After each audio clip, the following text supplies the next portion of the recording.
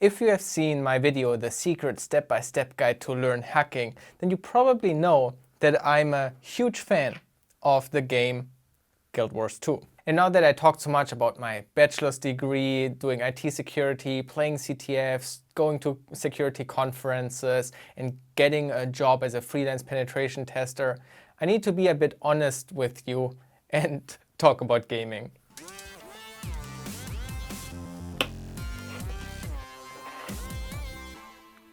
As you can see, it's simply the Guild Wars 2 logo. This t-shirt you cannot buy anywhere because this was actually made by a friend of mine. This friend is actually the guy who also got me into Berlin sites and who showed me the fiber tapping stuff that I showed you last year. And if I remember correctly, Shackspace got like a t-shirt press and he made this for me for my birthday. Guild Wars 2 came out in August of 2012. My gosh, it's so old already, it's unbelievable. And right now in our timeline story, we are in the 6 month of break that I had after my bachelor's degree, which is end of 2013 and beginning of 2014. When I was much younger, I played a little bit Guild Wars 1. This was an online game that you could play without having a monthly subscription. My parents would have never paid for a World of Warcraft subscription. I did enjoy Guild Wars 1 Prophecies a lot. I never really got into the other expansions, but when Guild Wars 2 was coming out, I was all in. Me and my roommate, we were so eager to play Guild Wars 2. When Guild Wars 2 was released, I even took vacation days, so I could just play a week straight with limited sleep and just play. And it was amazing. I love this so much. To this day, I enjoy so much taking vacation days on game releases because they are so magical.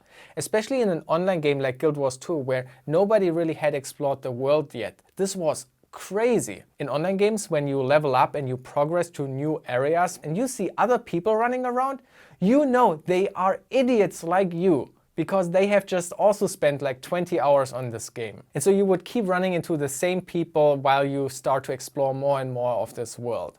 And you would start to make friendships. I remember meeting somebody who invited me into a guild that already existed in Guild Wars 1. They were pretty good and kind of known in Guild Wars 1, at least in the German Guild Wars 1 community. And they obviously started playing Guild Wars 2 now too. And so I joined that guild. And obviously I was hanging out on TeamSpeak and I was meeting people and I was just playing Guild Wars 2 a lot. To this day, I still have contact to 1 or 2 people from that time, which is awesome. So since the release of 2012, I've played Guild Wars 2 a lot. Guild Wars 2 was kind of the game that I would just all the time play in my free time. And that's why I said I need to be honest with you. When I tell you about my story about IT security and playing CTF, it might sound like that in every free minute I would do security stuff and hack around, but that's not the case. I have acquired thousands of hours in Guild Wars. I've spent so much of my free time on this game. Now in that video that I mentioned, the secret step-by-step guide to learn hacking, I also mentioned you that if I get addicted to a game or something, I try to turn it into a project. And Guild Wars 2 was one of my projects. I don't want to go into too much detail about what I did with Guild Wars 2 just because it's still an online game ongoing. I don't want my account to get banned.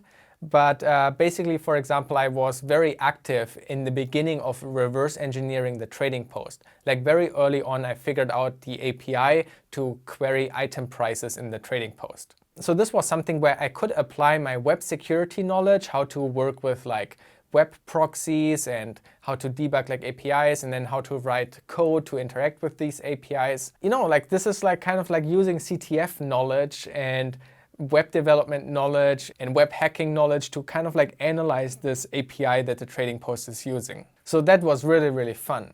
I even went a step further, I really reversed the trading post and I learned about how the internal native JavaScript APIs are talking to the game client and what you can do with that. There are some great stories I would like to tell you, but I think I have to wait until Guild Wars 2 is kind of over before I kind of really want to do that. And everybody who is saying, go tell us Guild Wars 2 is a dead game anyway, it's not true. Guild Wars 2 is not a dead game. Guild Wars 2 is an awesome online game and I'm looking forward to every expansion and Living World release to play it. Now just fast forward to 2020, I've actually not played Guild Wars in 1 or 2 years or even longer.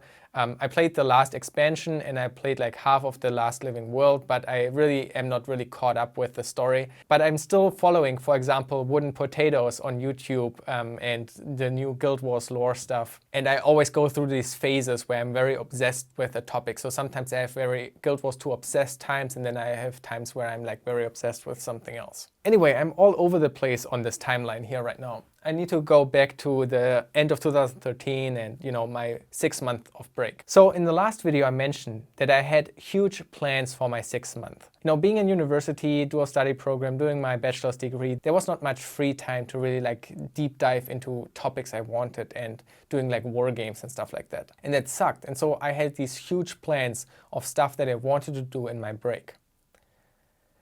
But I was basically playing 6 months straight Guild Wars 2. My anxiety got worse and worse because I was forced less to go outside and I was able to stay inside more. Like even trips around the corner into the supermarket became panic attack territory. I had to basically mentally prepare 1 or 2 days in advance to go to the store around the corner. I needed to like mentally prepare, and that one trip to the store on that day was basically anything I could achieve that day. It took so much energy and effort to do that trip because before I could do that trip, I would go through this cycle of extreme nausea, throwing up, and panic spirals and so forth until I was able to make it to the store. And a bit early in the year, we actually had to move out of our shared flat, and I moved in with one other friend only, very, very close by to Shack Space. I could actually walk to Shack Space. Like, how perfect was that? I loved the Shack Space and I was in walking distance. I didn't even have to take like the last train at 1 AM or something like this. I could stay as long as I wanted to and could always like go back and forth. It was amazing. But because of my anxiety, I basically never went to Shack Space anymore. I only stayed at home, only sat in front of the computer and was doing nothing, was only playing Guild Wars 2. I was really miserable. These 6 months were completely wasted. I tried to go out a little bit. For example, I did sign up with the Stuttgart University for a bachelor's in chemistry because I wanted to have the student status for 6 months. So I had to just sign up for some course, whatever. You know, in Germany, we don't have study fees. So I just signed up for some university. And I started to go to some of the classes. So I did like the introductory to chemistry class. And I also like went into the registry of classes at the university and I would just randomly go to different classes. And that was really awesome. I really liked doing that. But the problem is my anxiety was stopping me from doing that. I always had the motivation and I tried to go, but then, you know, I got nauseous, I had to throw up and so forth. I had to really plan my route so that I had like bathrooms available on my route and all that kind of stuff. Like, it was always a huge hassle. I maybe only was able to go like a handful of times to university during that time. It was terrible. I would not say that I was depressed. I was just like super demotivated to do anything and I was way too distracted from Guild Wars 2.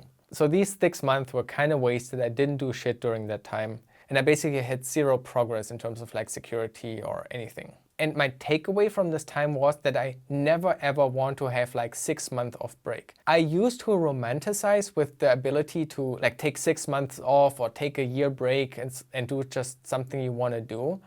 But that time was so miserable to me that I never want this. So what I realized, what I really like is like have like a week of work and then have like 1 or 2 weeks off again, a week of work and 1 or 2 weeks off again. And that's why being a freelancer is so awesome because I can actually do this. If I want time off, I can basically just take on less projects to have this kind of like workload. And that's like way better for my productivity than just having like flat out 6 months free. Now, before I finish this video, because we are talking about Guild Wars 2 here, maybe I should show you a little bit about my Guild Wars 2 character to show you like what I have in game. And if you have played Guild Wars 2, you know that I must have spent like so much time on it because I have like stuff that requires a lot of work. I probably should like put in the corner, this is like an ad.